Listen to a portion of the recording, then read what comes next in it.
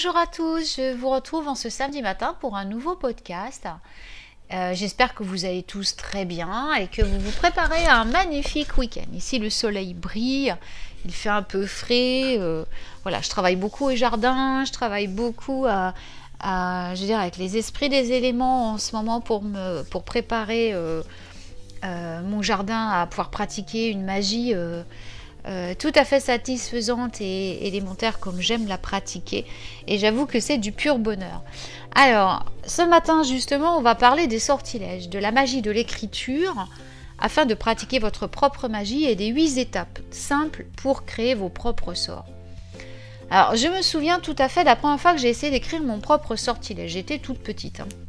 Je me suis assise avec du papier et un crayon et j'avais surtout une très vague idée de ce que je voulais faire, mais alors un peu trop vague. Donc j'étais là, je me suis assise et je ne savais pas quoi faire ensuite. Donc les résultats ont été plus difficiles que satisfaisants et il m'a fallu plusieurs essais, plusieurs années même, avant de commencer à comprendre, d'avoir une idée de ce que je faisais exactement. Je travaillais de façon intuitive, voilà, suivant ce que j'avais reçu comme héritage magique, mais c'était pas tout à fait satisfaisant. Il me manquait le principal ingrédient qui était la confiance en moi et surtout le fait de croire à mes propres sortilèges. Donc tout au long de mon apprentissage, bien sûr, ça s'est amélioré, mais je me suis aussi souvent tournée vers des sorts préécrits pour me sauver de certaines frustrations. La plupart d'entre nous, des magiciens, travaillons régulièrement avec les sorts, les charmes, les rituels, et beaucoup d'entre nous en sont parfaitement heureux quand ils sortent un livre de sortilèges et qu'ils utilisent une formule que quelqu'un d'autre a créée. Une simple approche, soignée, ordonnée, vous collez un signet aux pages que vous préférez, vous assemblez la liste des ingrédients, vous lisez, vous effectuez chaque étape, et paf, le sort est lancé. C'est simple, non? Mais voyez-vous, aujourd'hui, je suis là pour vous convaincre de la puissance et de la beauté d'un sortilège artisanal. Car quand vous créez vous-même votre sort, à partir de rien, vous lui insufflez votre caractère délibéré, vos préférences, vos souhaits, vos pensées et surtout votre belle énergie et votre propre énergie. Donc ce sortilège ne sera pas simplement quelque chose que vous allez lire sur les pages de quelqu'un d'autre. Il va porter votre propre signature et va résonner au plus fort de votre cœur. Il sera beaucoup plus puissant, beaucoup plus complet que n'importe quel charme prêt à l'emploi, vous faisant partie intégrante de la magie du début à la fin. Lorsqu'on pratique la magie, on utilise la magie comme moyen de modifier la réalité. On fait ça en travaillant avec autant de réalités correspondantes que possible. L'heure, la date, le lieu, les correspondances élémentaires, le soutien de certaines divinités, anges, archanges, esprits de la nature, etc., dans l'espoir qu'on puisse changer cette réalité dans un sens ou dans l'autre et de modifier le résultat, et tant qu'à faire qu'il soit satisfaisant. Nulle part ce n'est plus fait élégamment que dans les sorts, les charmes et les rituels artisanaux, et dans ces cas, nous mettons notre essence magique dans notre sortilège, nous le faisons nôtre, et nous faisons cette magie nôtre. Alors comment ça va se passer? Première étape, on va se préparer. Donc la première étape de tout travail magique est bien sûr la préparation. Cette entreprise de modifier la réalité n'est pas facile. Donc heureusement, les outils d'écriture orthographique sont simples et bon marché. Commencez avec du papier, stylo, crayon, quelques fiches, une courte pile de vos livres magiques préférés si vous en avez besoin, si vous êtes débutant. Puis vous pouvez également assembler un petit hôtel sur votre espace de travail, ou simplement regrouper un petit plateau avec des matériaux conçus pour inspirer vos forces créatrices. Par exemple, l'améthyste va soutenir votre intuition et vos idées, tout comme la pierre de lune. Une bougie allumée, parfumée au lilas ou au chèvrefeuille, inspirera votre créativité et vos facultés mentales. Une tasse de thé à la camomille va vous détendre et va préparer la séance du travail à venir. La seconde étape est de décider de ce que vous voulez. Ainsi préparée, la prochaine étape va consister à décider de ce que vous voulez accomplir. Est-ce que vous avez besoin d'une dose de magie de prospérité? Est-ce que vous vous préparez à une auto-initiation? Est-ce que vous voulez nettoyer un espace physique? Une fois que vous avez pris votre décision, vous prenez un morceau de papier ou une grande fiche, vous le pliez en deux pour qu'il se lève comme pour faire une petite tente. Écrivez votre intention sur la moitié du papier sous la forme d'une déclaration simple et claire. Expliquez bien ce qui est en jeu et surtout ce que vous souhaitez accomplir. Donc, par exemple, je suis un peu juste financièrement, je vais travailler cette magie pour apporter la prospérité à ma vie. Ou je me prépare à commencer un programme d'études, je veux me concentrer sur le travail qui m'attend. Ou alors, c'est le temps du nettoyage de printemps et mon espace rituel a besoin d'un bon nettoyage. Placez la petite tente sur un côté de votre espace de travail. Ce petit panneau va vous guider et vous inspirer pendant que vous allez créer votre sort. La troisième étape, on va rassembler les ingrédients.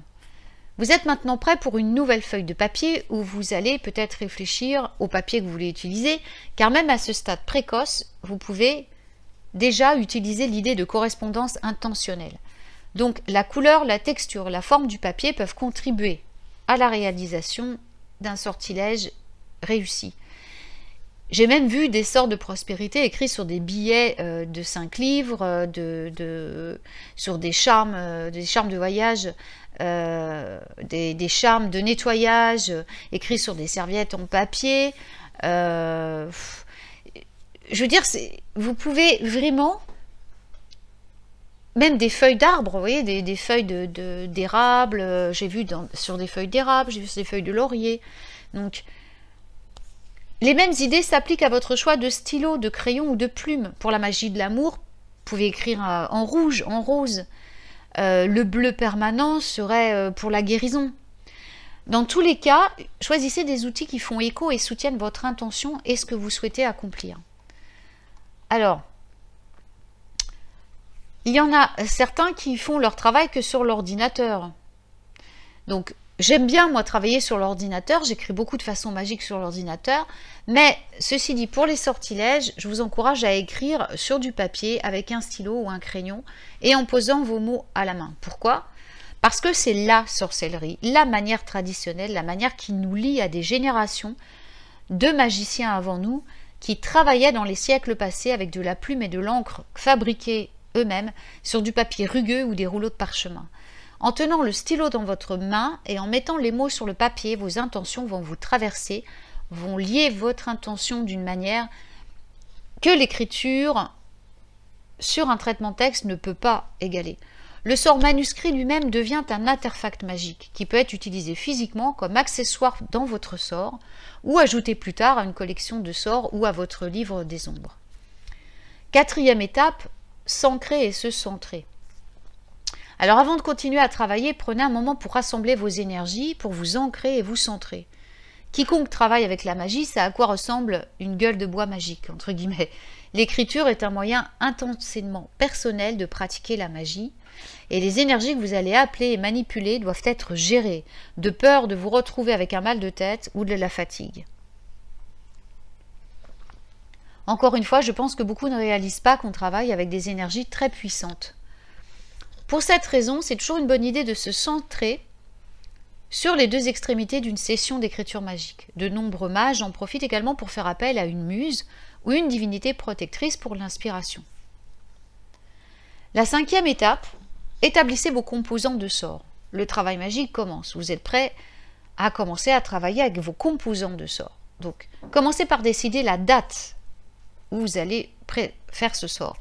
Le mois, le jour, la semaine, l'heure de la journée, la phase lunaire, position astrologique, heure planétaire, heure lunaire sont des exemples d'aspects temporels qui peuvent avoir un impact sur vos résultats magiques.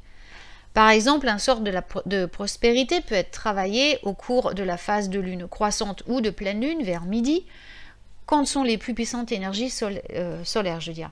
Un sort d'initiation fonctionnerait bien à l'aube, un lundi, juste après la nouvelle lune. Ferez-vous le sort seul ou y aura-t-il d'autres personnes impliquées? Votre sort sera-t-il formel et structuré ou informel et spontané? Considérez les matériaux spécifiques que vous allez utiliser. Bougies, herbes, encens, pierres, cristaux, outils d'autel, nappes d'autel colorées, etc. Pour chacun d'entre nous, travaillez avec des tables de correspondance.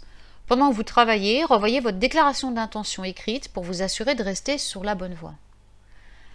La prochaine étape, la sixième étape, c'est d'écrire le sortilège.